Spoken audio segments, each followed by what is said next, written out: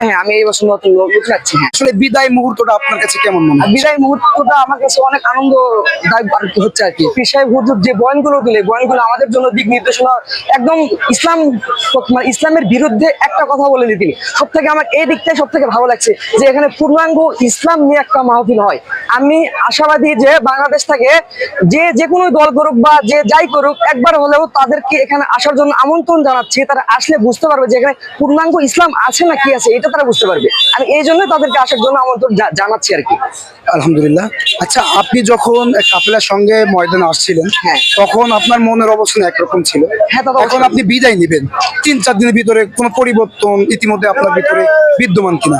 হ্যাঁ, অবশ্যই বিদ্যমান। আমি 5 ওয়াক্ত নামাজ পড়েছি।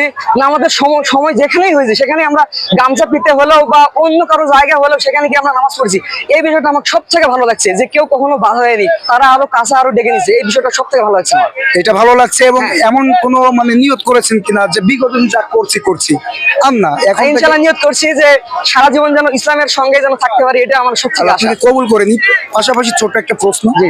যেহেতু আপনি ইয়াং মানুষ, অনলাইনে থাকেন, জি, জি, হ্যাঁ। আমরা যেমনটা জেনেছি, আমরা জানি অনলাইনের মাধ্যমে হ্যাঁ, তা তো অবশ্যই। যে চরমোনাইতে অনেক প্রকার বেদাত হয়, ভণ্ডামি হয়, শিরক, মানে মাজার পূজা ইটিসি অনেক ধরনের হ্যাঁ, তা কথা তো অনলাইনের মাধ্যমে আমরা জানি।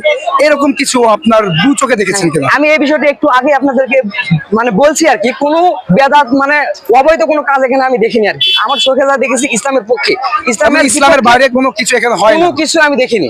যারা বলে তাহলে তাদের উদ্দেশ্য কি?